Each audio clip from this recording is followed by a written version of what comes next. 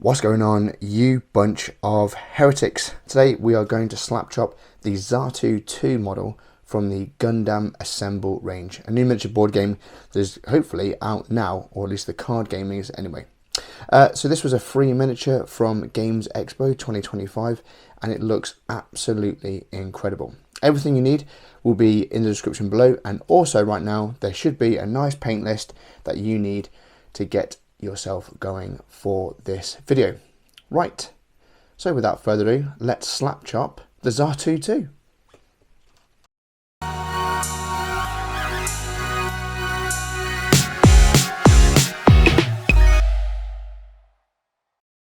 So we have built and primed the Zaku II miniature. We did this at the Games Expo. Free model, really cool, as we said in the intro there. So all I've done with this, I've done a bit of a Zenithal prime, which I've basically started with a Colour Forge matte black whole model. Then I have gone over at a 45-degree angle double tap spray with standard grey Colour Forge again, and then at a bit more of a 75 to 80-degree angle, finishing on the top with matte white. If you haven't seen us do that, you can check out the Zenithal baiting guide that I've made. Just click in the videos and you'll see that. But that's how we've done a basic Zenithal prime for the miniature.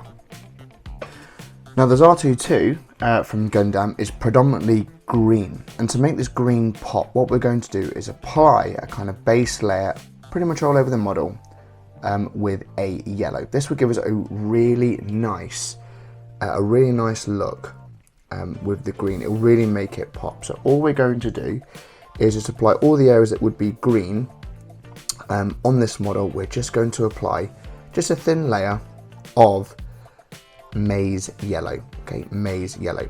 There's no requirement to thin this down. It's already quite a thin speed paint, but we can just put this all over the model. Okay, just a thin layer of this all over the model. All right. Just watch out for the joints. The joints are going to be in black, as is the center chest plate. But otherwise the rest of the model is going to be green. Initial impression so far, I actually really like this model. It's really quite cool. I really like the pose. I'd be interested to know if you got this model from Games Expo. Did you manage to get hold of this one? I'd love to know. But yes, very nice. So yes, so anyway, we're going to get yellow all over this model, and then we're going to apply our greens afterwards.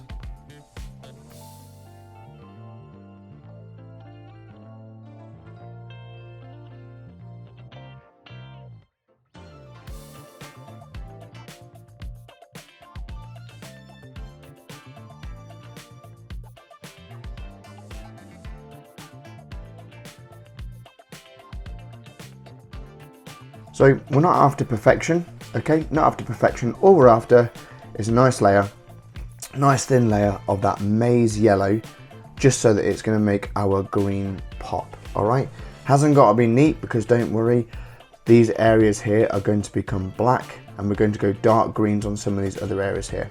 All right, but in essence, that's what you want there, a nice yellow. Don't worry guys, trust the process with this, it'll all work out. So for the arms, the legs, and all the hoses that come onto the body, we're going to use algae green. Okay, and again, there's no requirement. Okay, we're not going to use any speed paint medium. There's no requirement here whatsoever. All right, again, algae green is quite a light green. Okay, and this will just sit really nicely on this model. And again, just make sure, okay, that we move the paint around. Just make sure that we don't let it pool. We just, again, a nice layer on here. And if you want to go back over it with a second layer, you absolutely can do. But the arms and legs, all those areas that we've just applied that yellow to, we're now going to apply this algae green to the model. All right. This is going to really kind of give it a really quite a cool look, I think. Anyway, we'll see how it turns out, but it should be all right.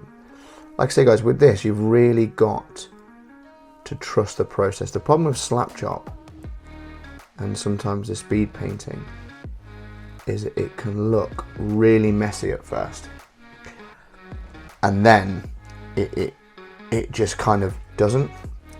I know that's really weird to say, but honestly guys, trust the process. This is how we can slap chop absolutely anything.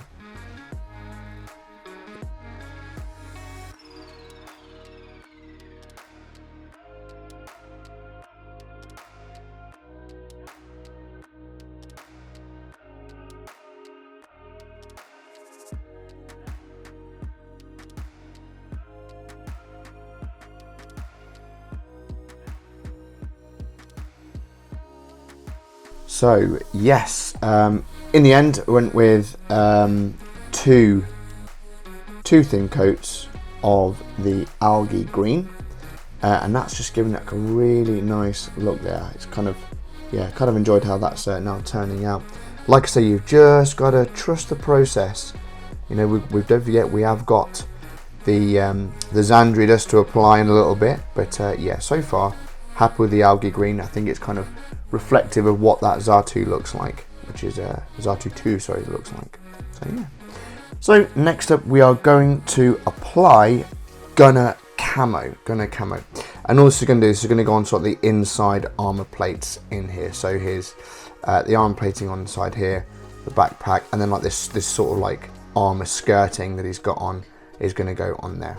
Again, we are going to add a little bit of medium with this mix. So Gunner Camo, 2 drops, and then 1 drop of speed paint medium. It is quite a heavy color, and we want to make sure that we get to see some of that that yellow that's in there. All right, and again we can go with 2 thin coats of this, see how we feel. All right, 2 thin coats, and all we're going to, like I said, we're just going to apply this in there like so.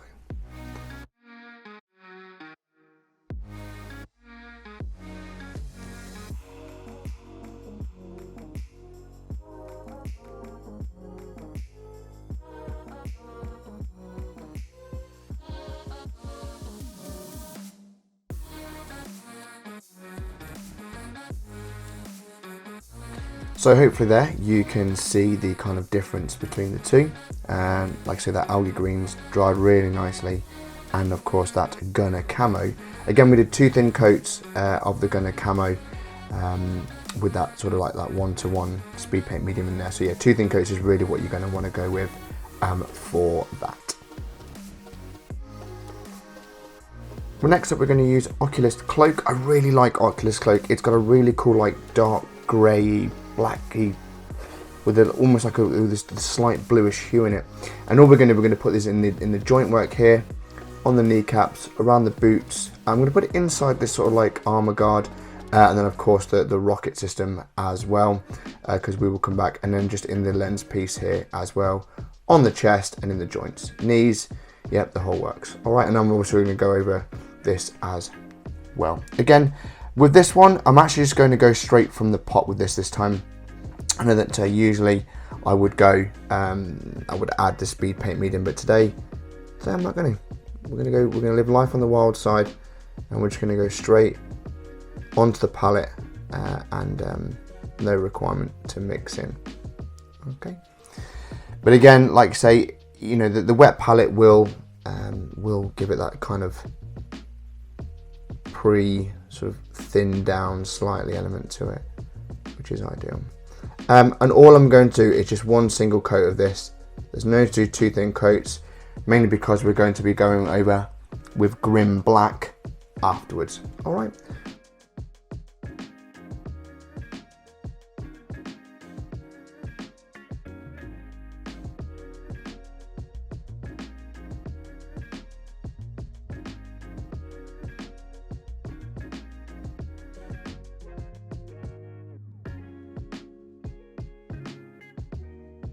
Right, Oculus Cloak applied. So yeah, now we can really kind of see this model taking shape. Now, you may notice that on the actual, like the rocket launcher, the RPG, you might find that it's a little bit streaky. Don't worry, that's absolutely fine, because when we come to apply the Grim Black, that will just cover that quite nicely. So don't worry too much there. All right. So now we're going to give the model a little bit of a bit more depth. So what we're going to do for this, for the outside greens, the lighter green, we're going to add just a quick layer of Agrax Earthshade over the model, over those areas. And then we'll apply Nuln Oil into the dark green. But first we'll do Agrax Earthshade just into those outside arms and panels.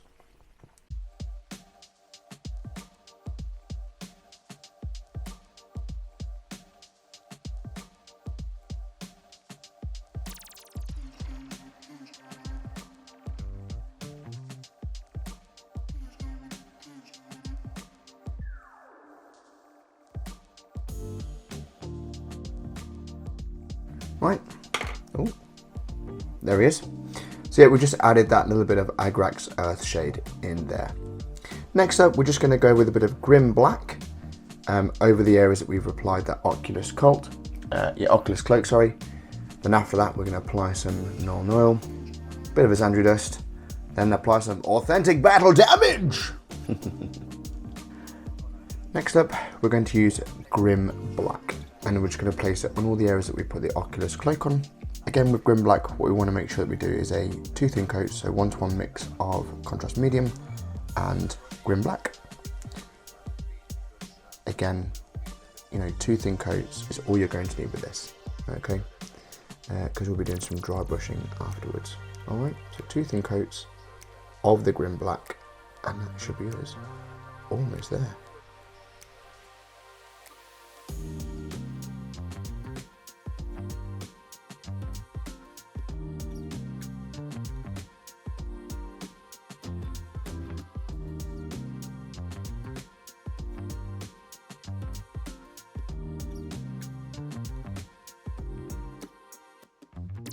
There we are, 2 thin coats applied of the Grim Black, and that's really kind of giving it a bit more shape. So all we're going to do now is, now that we've done that, we're going to apply some Nuln Oil over the black and into the green as well. Again, it just gives it that sort of little bit of just that little bit of battle damage. And again, all you're going to do, or just gives that a grim dark look.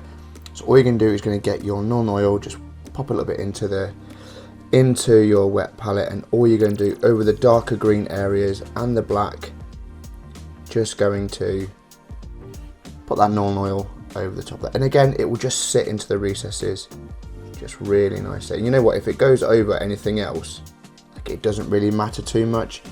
You know, it will sit in the recesses rather nicely. All right, so again, just a thin layer of this of Nuln Oil, just to give it a little bit more depth, give it more grim dark. And then obviously after this, we're going to get rid of some of that blotchiness by just adding in that Xandri Dust afterwards. But first things first, let's just get our Nuln Oil done.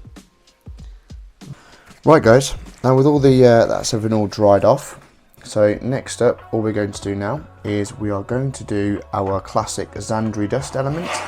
Excuse me guys, sorry. You get our Xandri Dust element, remember, Xandri Dust or Burnt Tuft, so Xandri Dust or Burnt Tuft, and all we're going to do is just feather dust over the model, specifically the areas of green, because I'm going to go over the white on the black parts. So all we're doing is just, like I said before, is we're absolutely just feather dusting over the miniature, and all this is going to do is just going to take away some of that blotchiness and give us a little bit of a highlight over the model. All right.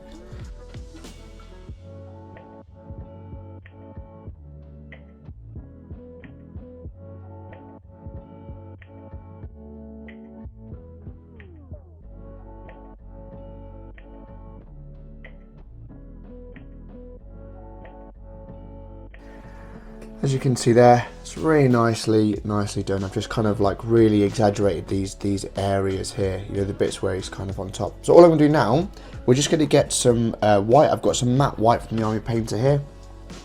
All we're going to do now is we're going to do the same thing again, just really lightly, but on the areas in black.